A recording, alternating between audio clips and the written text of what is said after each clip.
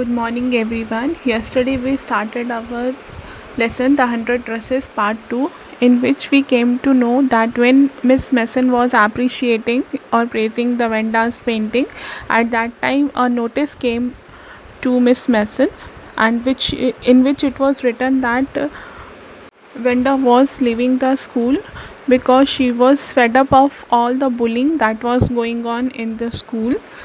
After that, Peggy and Maddie, they both were regretting and they have decided to go to Venda's house. Now let's come to know what had happened when both the girls reached at the Venda's house. When the girls entered into the Boggin Heights, then they saw a little white house was there, and they thought that it was a place where Venda Petronsky lived. Although the surroundings of the house was shabby, but it was clean, just like the Venda's dress she used to wear, as she used to wear blue unironed dress which is faded but it was clean.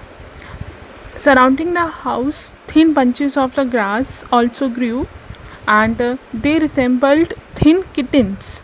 And no one could be seen around the house, nobody was there. They knocked both at the front and the backyard door, but nobody was there.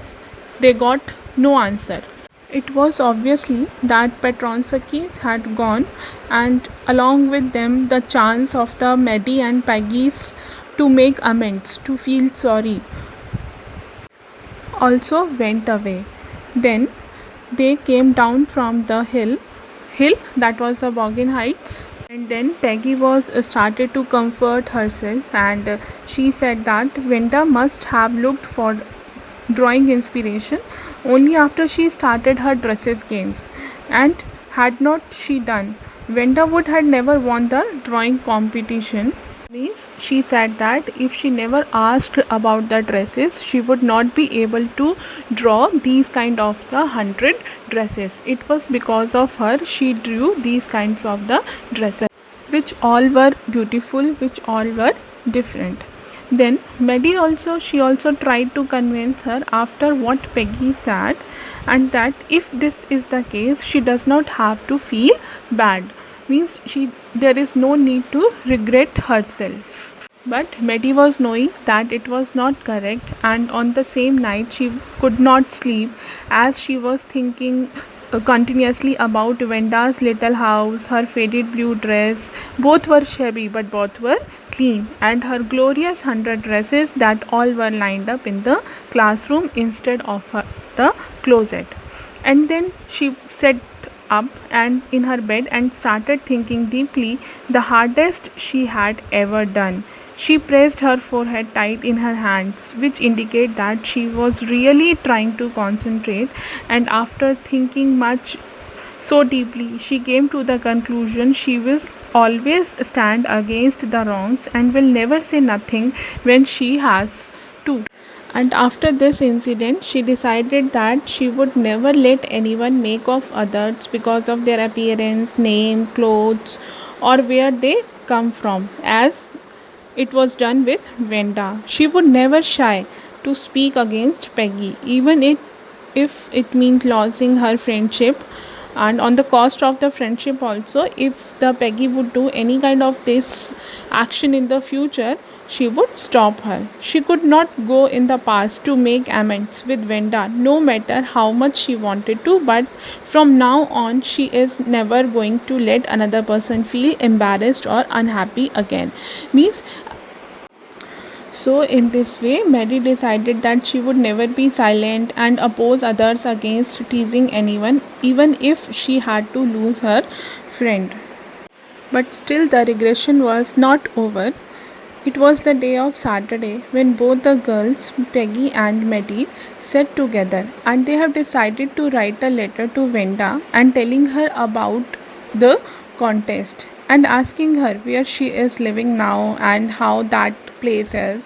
No matter how much they wanted to apologize, but they could not get the courage to do so, and thus ended up writing a friendly letter as if Venda was their good friend. They mailed it to the Boggins Heights. with "Please forward" written on it because they did not know her new address. By this letter, they mean to ask the forgiveness for their rude and mean behavior by doing so, and now they were waiting for the reply of Venda. But after so many days, there was no reply from Venda, but they did not also receive a letter back. Thus, they conclude that it must have reached the Venda, but she is so upset, and that is why she didn't answer. They were waited for the weeks, but still no answer. And then Peggy began to forget about all the things, but the Maddie, she was still in the thoughts of the Venda. Before sleeping, she thought that where she could defend the Venda. She thought of the incident where large group of the girls surrounded Venda and would ask her, how many dresses have you got? And as soon as anyone could say more, when Maddie would interrupt and say stop, so that all of them could end up ashamed. All of them could stop. In this way, Maddie was feeling ashamed and apologetic for being a silent spectator. Spectator means देखने वाला.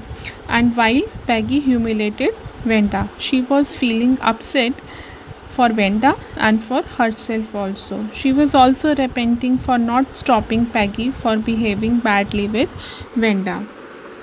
This is the explanation up to page number 77.